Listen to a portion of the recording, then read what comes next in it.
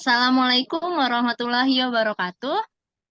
Salam sejahtera untuk kita semua. Shalom, Om Swastiastu, Namo Buddhaya, salam kebajikan. Selamat pagi teman-teman semua dan dosen yang saya hormati. Semoga kita semua berada dalam keadaan yang sehat dan jangan lupa bahagia. Kami dari kelompok 2 akan mempresentasikan materi yang sudah ditugaskan kepada kami, yaitu dengan judul Analisis Tujuan, Strategi, dan Perencanaan Pembangunan di Indonesia. Sebelum itu, perkenalkanlah kami dari kelompok 2 yang beranggotakan Husnul Khotimah, Nanda Nesya Putri, Nabila Humairah, dan yang terakhir adalah Rani Siti Aisyah. Lalu, apa saja yang akan dibahas oleh kelompok kami pada hari ini, yaitu ada menjelaskan konsep dasar, menjelaskan tujuan pembangunan, menjelaskan strategi pembangunan, menjelaskan perencanaan pembangunan, dan menjelaskan analisis pelaksanaan pembangunan di Indonesia, serta yang terakhir adalah kesimpulan. Untuk materi pertama yaitu konsep pembangunan akan dijelaskan oleh saya sendiri. Pembangunan menurut Lewis tahun 2008 adalah upaya untuk memperbesar kemampuan untuk membuat pilihan atau rank of people's choice. Pembangunan adalah upaya untuk memenuhi kebutuhan dasar atau basic need dari masyarakat. Hal ini mengingatkan bahwa tujuan dari usaha pembangunan adalah menyediakan semua manusia dengan peluang untuk hidup secara penuh atau utuh. Opportunity for full life. Untuk yang kedua ada tujuan pembangunan. Beberapa aspek yang mencakup dalam tujuan pembangunan adalah sebagai berikut menurut Todaro tahun 2006. Yang pertama ada kesejahteraan sosial atau social welfare.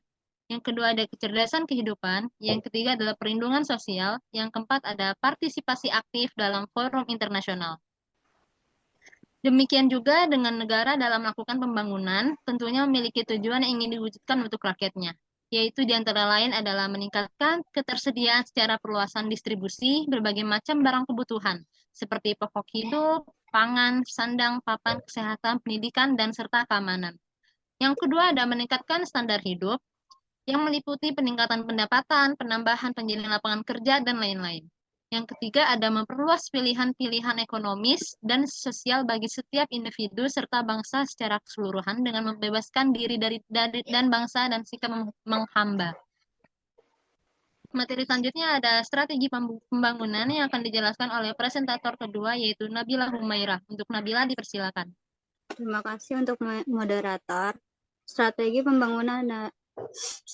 pembangunan Indonesian salah satu konsep penting yang perlu diperhatikan dalam mempelajari perekonomian suatu negara. Dalam mengetahui tentang strategi pembangunan ekonomi yang dapat disampaikan adalah satu strategi pertumbuhan.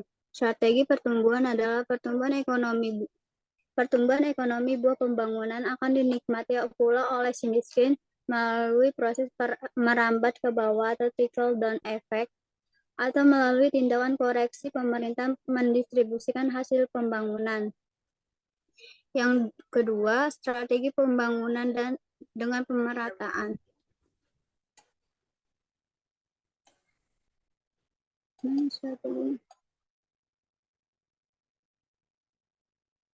Keadaan sosial antara si kaya dan si miskin mendorong para ilmuwan untuk mencari alternatif baru. Yang muncul adalah strategi pembangunan pemerataan.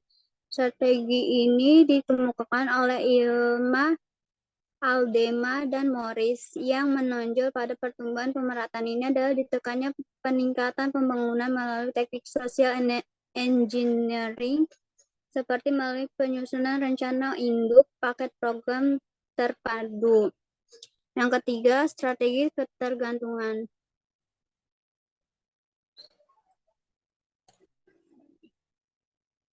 Strategi ketergantungan muncul pada strategi ketergantungan, strategi pertumbuhan, dan strategi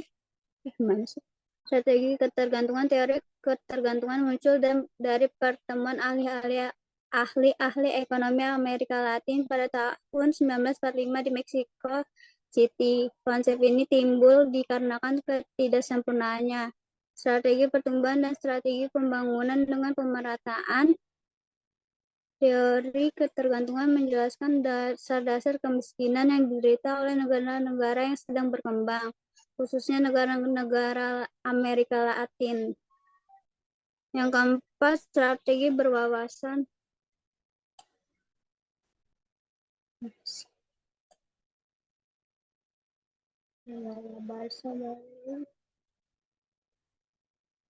dalam strategi ini dikemukakan oleh Maider dan Hirschman yang mengungkapkan sebab-sebab kurang mampunya daerah miskin berkembang secepat daerah yang lebih kaya atau maju. Pada argumentasi Merdal dan Hirschman terdapat dua istilah, yaitu backwash effect dan spread effect. Backwash effect adalah kurang maju dan kurang mampunya daerah-daerah miskin untuk membangun dengan cepat, disebutkan pula oleh terdapatnya beberapa keadaan yang disebut Maider, sedangkan spread effect pengaruh menyebar, tetapi pada umumnya spread effect yang terjadi adalah jauh lebih lemah dari backwash efeknya, sehingga secara keseluruhan pembangunan daerah yang lebih kaya akan memperlambat jalannya pembangunan di daerah miskin. Yang kelima, strategi pendekatan kebutuhan pokok.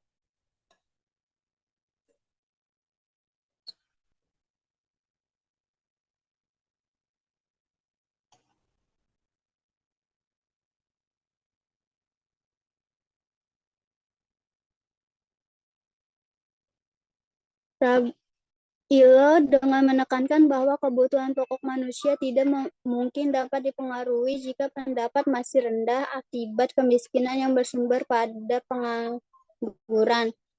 Oleh karena itu, sebaiknya usaha diarahkan pada pencipta lapangan kerja, peningkatan pemenuhan kebutuhan pokok, dan sejenisnya.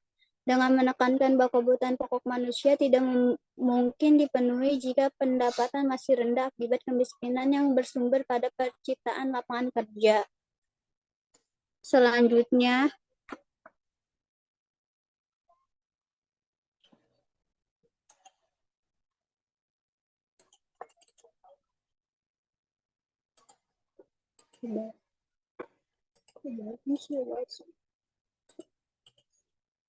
perencanaan pembangunan. Perencanaan adalah proses yang kontinu, terdiri dari keputusan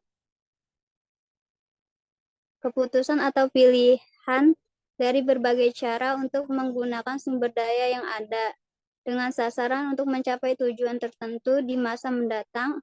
D. Kearns dan Hill 1984. Sebelum melakukan pelaksanaan pembangunan, berikut beberapa ringkasan tentang perencanaan pembangunan di Indonesia.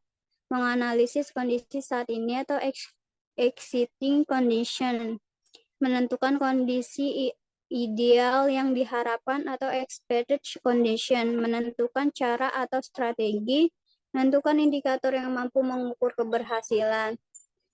Saya kembalikan kepada moderator. Terima kasih. Baik, terima kasih Nabila atas presentasinya. Selanjutnya, materi selanjutnya akan dijelaskan oleh presentator ketiga, yaitu Husnul Khotimah. Untuk Husnul, dipersilakan. Baik, terima kasih moderator. Saya akan mempresentasikan tentang sistem pelaksanaan pembangunan di Indonesia, yaitu visi misi RPJMN tahun 2020 sampai 2024. Rencana Pembangunan Jangka Menengah Nasional atau RPJMN tahun 2020 sampai 2024 dinyatakan bahwa RPJMN tahun 2020 sampai 2024 merupakan tahapan penting dari Rencana Pembangunan Jangka Panjang Nasional atau RPJPN tahun 2005 sampai 2025. Karena menjadi RPJMN tahap akhir dan penentu pencapaian target pembangunan dalam RPJPN tahun 2005 sampai 2025. Sesuai arahan RPJPN tahun 2005 sampai 2025, sasaran pembangunan jangka menengah tahun 2020 sampai 2024 adalah mewujudkan masyarakat Indonesia yang mandiri, maju, adil, dan makmur melalui percepatan pembangunan di berbagai bidang dengan menekankan terbangnya struktur perekonomian yang kokoh berlandaskan keunggulan kompetitif di berbagai wilayah yang didukung oleh sumber daya manusia atau SDM yang berkualitas dan berdaya asing. Rencana Pembangunan Jangka Panjang Nasional tahun 2025 sampai 2025 menjadi acuan penyusun visi dan misi Presiden yang tertuang dalam RPJMN tahun 2020 sampai 2024. Sementara itu, visi Presiden 2020 sampai 2024 adalah terwujudnya Indonesia maju yang berdaulat, mandiri, dan berkepribadian berlandaskan gotong royong. Sedangkan misi Presiden tertuang dalam 9 poin nawacita yang ditujukan untuk mencapai visi tersebut, yaitu 1.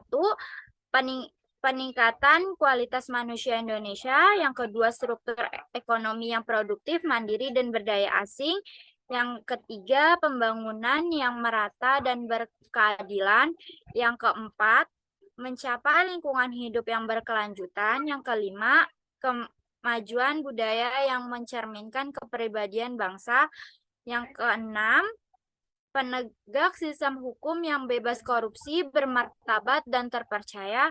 Yang ketujuh, perlindungan bagi segenap bangsa dan memberikan rasa aman pada seluruh warga.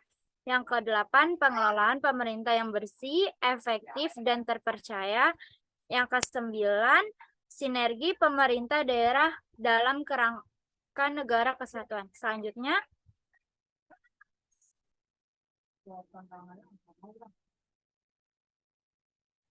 yang selanjutnya itu agenda RPJMN tahun 2020 sampai 2024. Seperti yang tertera pada rancangan awal RPJMN 2020 sampai 2024 terdapat 7 agenda pembangunan RPJMN tahun 2020 sampai 2024, yaitu 1. Memperkuat ketahanan ekonomi untuk pertumbuhan yang berkualitas. Yang kedua, mengembangkan wilayah untuk mengurangi kesenjangan. Yang ketiga, meningkatkan sumber daya manusia yang berkualitas dan berdaya asing. Yang keempat, revolusi mental dan pembangunan kebudayaan. Yang kelima, memperkuat infrastruktur untuk mendukung pengembangan ekonomi dan pelayanan dasar. Yang keenam, membangun lingkungan hidup, meningkatkan ketahanan bencana dan perubahan iklim. Yang ketujuh, memperkuat stabilitas Polhukam dan transformasi pelayanan publik. Sekian presentasi dan saya kembalikan ke moderator. Terima kasih Husnul atas presentasinya. Untuk materi yang selanjutnya akan dijelaskan oleh presentator terakhir, yaitu Rani Siti Aisyah. Untuk Rani dipersilakan. Terima kasih untuk moderator atas kesempatannya. Pada kesempatan kali ini saya akan menjelaskan tentang sasaran makro pembangunan tahun 2020 sampai 2024. Dalam pembangunan RPJMN dijelaskan dari gambar ini bisa dilihat, yaitu tingkat inflasinya 2,7%, pertumbuhan investasinya 6,6 sampai 7%, kemudian pertumbuhan ekspor non migrasi 7,4%, share industri pengelolaan 21%, pertumbuhan industri pengelolaan non migrasi 6,6 sampai 7%, defisit transaksi berjalan 1,7, rasio pajak 0,7 sampai 12,3. Dalam strategi yang perbaikan kondisi makro tersebut berdampak pada peningkatan kualitas pertumbuhan. Pada tahun 2024, tingkat kemiskinan dan tingkat pengangguran terbuka diharapkan menurun, yaitu menurun dengan tingkat kemiskinan 6-7%, serta TPT 3,6 sampai 4,3%, rasio Gini 0,360 sampai 0,374, IPM 75 sampai 54. Yang terakhir, penurunan emisi GRK 27,3%. Dari gambar tersebut kita bisa lihat dalam sasaran pada skenario pertumbuhan rata-ratanya mencapai 6% per tahunnya. Selanjutnya, setelah kita mengetahui visi misi dari RPJMN dan makro, kemudian yang terakhir ada highlight sasaran strategi pembangunan 2024. Dalam program RPJM ini kita melihat ada strategi pembangunannya. Yang pertama ada infrastruktur pelayanan dasar, 70% dari rumah tangga menempati hunian yang layak, 100% hunian dengan akses air minum yang layak, 90% hunian dengan akses senantiasa layak, 30% hunian dengan akses air minum perpipaan. Kemudian contoh dari infrastruktur ekonominya itu bisa dilihat dari KA kecepatan tinggi Pulau Jawa, Jakarta Semarang, dan Jakarta Bandung, kereta api Makassar Parepare, jaringan pelabuhan utama terpadu meningkatkan standarisasi kinerja dan pengelolaan pelabuhan terpadu, kemudian 43 rute jembatan udara, 2.500 km jalan tol baru dan atau beroperasi, 3.000 km jalan nasional baru, 97% kondisi mantap jalan nasional, 1, jam per 100 km waktu tempuh pada jalan lintas utama pulau, 27% rute pelayanan yang paling terhubung. Selanjutnya, highlight sasaran strategi pembangunan 2024 bisa dilihat dari infrastruktur perkotaan. Dalam infrastruktur perkotaan, sistem angkutan umum massal perkotaan di 6 wilayah metropolitan, 80% penanganan, 20% pengurangan, hunian dengan akses sampah terkelola dengan baik.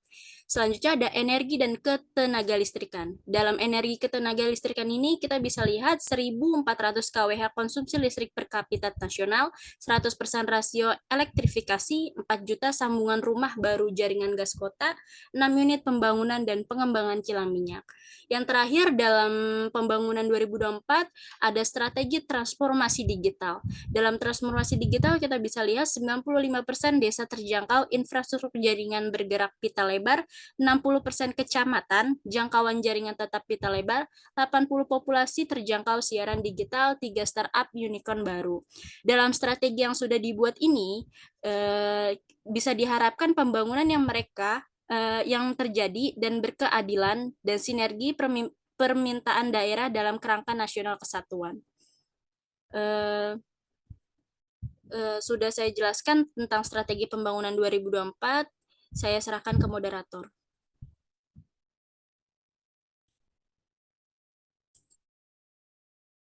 Baik, terima kasih Rani atas penjelasannya. Selanjutnya saya akan menyimpulkan kesimpulan pada hari ini, yaitu pembangunan upaya untuk memenuhi kebutuhan dasar atau basic need dari masyarakat. Hal ini mengingatkan bahwa tujuan dari usaha pembangunan adalah menyediakan semua manusia dengan peluang untuk hidup secara penuh dan utuh.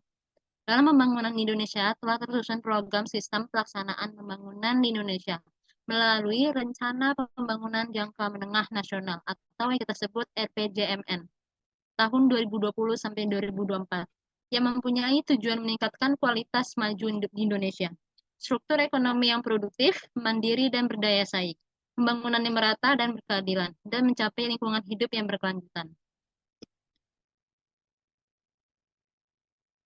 Oke, terima kasih untuk teman-teman hari ini. Terima kasih kepada Bapak dosen atas kesempatannya pada kelompok 2 hari ini. Semoga materi yang kami sampaikan menjadi hal yang sangat bermanfaat.